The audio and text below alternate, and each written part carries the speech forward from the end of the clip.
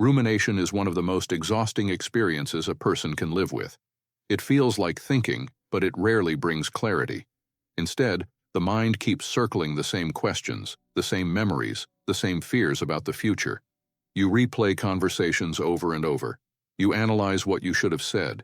You imagine what might go wrong tomorrow. Hours can pass while your mind tries to solve something that never actually gets solved.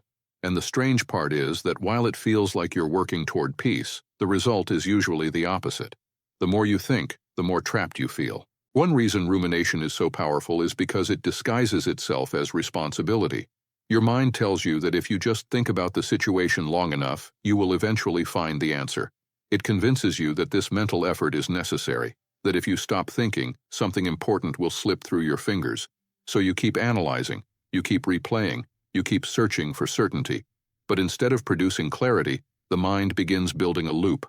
The same thoughts repeat again and again, and each repetition drains a little more peace. This is why rumination can quietly take over someone's life without them realizing it. From the outside, it looks like nothing is happening. You're just sitting, walking, or lying down. But internally, your mind is running constantly.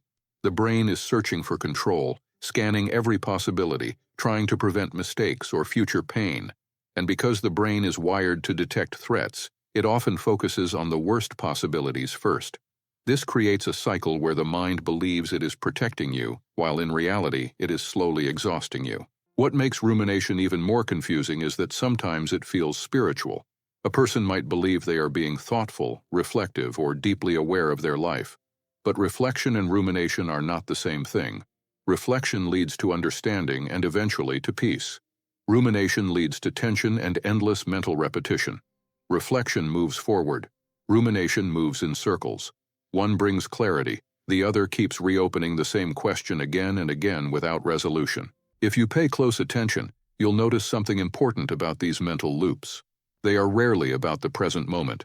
Rumination lives almost entirely in the past or the future. It revisits things that already happened, searching for a different outcome. Or it jumps ahead to scenarios that haven't even occurred yet, trying to control them before they arrive. But the human mind was never designed to carry that much control over time. When we attempt it, the result is not wisdom, it's mental overload. This is why so many people feel mentally tired even when their day hasn't been physically demanding. The exhaustion doesn't come from activity, it comes from the constant internal effort to manage things that are beyond our control. The mind keeps spinning because it believes peace will finally appear if the right answer is found. But the deeper truth is that rumination rarely ends because of a perfect answer. It ends when the mind stops trying to control what it was never meant to control in the first place. If rumination is so exhausting, why does the mind keep doing it? Why do we return to the same thoughts even when we know they are draining us? The answer is surprisingly simple. The mind believes rumination is helping. It believes that if it keeps analyzing the situation, eventually it will discover the perfect explanation, the perfect solution, or the perfect way to avoid pain. In other words, rumination is the brain's attempt to create certainty in a world that often feels uncertain. This is why rumination often begins after moments of emotional intensity. Maybe a conversation didn't go the way you expected.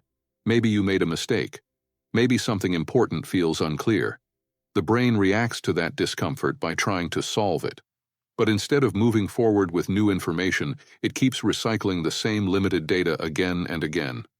The mind thinks it's doing problem solving, but it's actually stuck replaying a recording. And the more you replay that recording, the more real it begins to feel. A single moment from the past can grow larger each time the mind revisits it. A small mistake can begin to feel like a defining failure. A simple uncertainty about the future can transform into a chain of imagined disasters. This is how rumination slowly reshapes perception. The mind stops seeing the situation as it truly is and starts seeing a version that has been magnified by repetition. What makes this cycle even harder to escape is that rumination creates a false sense of progress.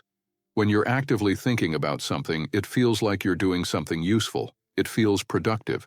But productivity and movement are not the same thing.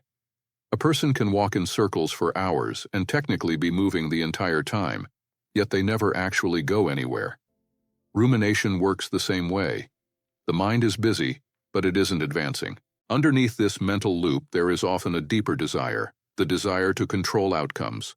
The mind wants to predict what will happen next. It wants to prevent mistakes before they occur. It wants to make sure nothing goes wrong again, so it keeps analyzing, hoping that one more thought will finally create the certainty it's looking for. But life rarely offers that kind of control, and when the mind refuses to accept that reality, the loop continues. If you're listening to this and realizing that many of these patterns feel familiar, you're not alone. Rumination affects far more people than we often realize, and understanding it is the first step toward breaking its power. In fact, if this message is exposing patterns in your own mind and you're recognizing how much rumination has been stealing your peace, I've gone much deeper into this subject.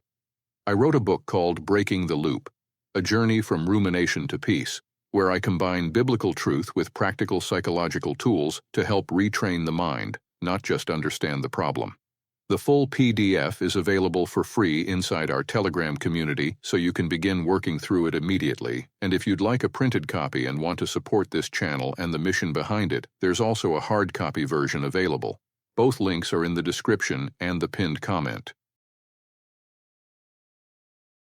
To truly understand rumination, we have to look deeper than the surface of the mind. Most people think rumination is simply a mental habit, something caused by anxiety or personality. And while those things can play a role, the real issue often lies deeper than the mind itself. Rumination is not only about thoughts, it's about trust. At its core, it reveals something about what the heart believes it must control. Think about what happens when the mind begins to spiral. A situation feels uncertain, and immediately the brain tries to take charge. It starts analyzing every possibility, replaying past moments, imagining different outcomes. The mind acts like a strategist, trying to prepare for every scenario. But underneath that constant thinking is a quiet assumption. If I can think about this long enough, I can make sure things go the right way. In other words, the mind begins carrying a responsibility it was never meant to carry. This is where faith and rumination move in opposite directions. Rumination tries to secure the future through mental effort. Faith trusts God with what cannot be controlled. The mind wants guarantees before it relaxes, but faith often asks us to trust before the guarantees appear. When the mind refuses that surrender, it keeps spinning. It keeps searching for certainty in places where certainty cannot be found. The Bible repeatedly speaks about this tension between human control and divine trust. When Jesus says, "Do not worry about tomorrow," he isn't dismissing the reality of life's challenges. He is addressing the deeper problem of the human heart, trying to manage the future on its own. Rumination is one of the most common ways this happens. The mind takes tomorrow's uncertainties and drags them into today, trying to solve them through endless thinking. But here's the important truth. Rumination is not a sign that something is wrong with you. It is often a sign that your mind is trying too hard to protect you. The brain believes it is guarding you from mistakes, embarrassment, loss, or failure. In that sense, rumination is actually the mind attempting to serve you. The problem is that it uses the wrong strategy. Instead of producing safety, it produces exhaustion. When you begin to see rumination this way, something shifts. Instead of fighting your mind with frustration, you start recognizing the deeper pattern that is happening. The mind is trying to carry control over things that belong to God, and the more it tries to carry that weight alone, the heavier it becomes. True peace doesn't appear when the mind finally solves every possible scenario. It appears when the heart releases the burden of control that it was never designed to hold. Once you begin to see what rumination really is, something important becomes clear. The solution is not simply thinking better. Many people try to defeat rumination by arguing with their thoughts, forcing positive thinking, or trying to mentally overpower the loop. But this approach usually fails because rumination isn't just about the quality of your thoughts, it's about the posture of your heart.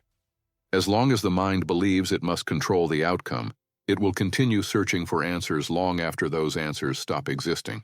God's answer to rumination is surprisingly simple but also deeply challenging. Surrender.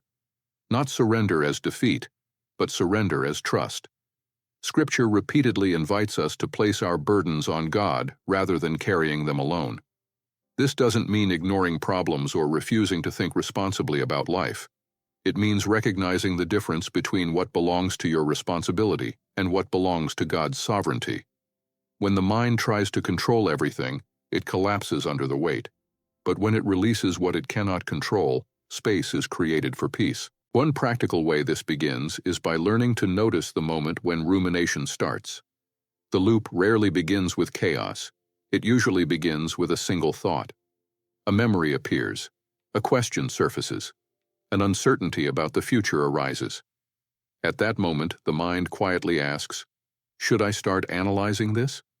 Most of the time we say yes automatically, and the loop begins. But when you become aware of this pattern, you gain a new option. Instead of feeding the thought with more analysis, you can acknowledge it and release it. Releasing a thought does not mean pretending it doesn't exist. It means recognizing that continuing the loop will not bring peace. This is where surrender becomes practical. When the thought appears, you bring it before God rather than trying to solve it internally. You pray honestly, you acknowledge the concern, and then you place it into God's hands. The mind may still try to return to the loop, but each time you gently redirect it back toward trust rather than control. Over time, this practice begins to retrain the mind. Just as rumination strengthened the habit of endless analysis, surrender strengthens the habit of trust. The brain slowly learns that peace does not come from solving every scenario, but from resting in the knowledge that God is already aware of every outcome. What once triggered a spiral of thinking can gradually become a moment of prayer, reflection, or quiet trust. This is ultimately the deeper freedom that God offers. Rumination promises control but delivers exhaustion.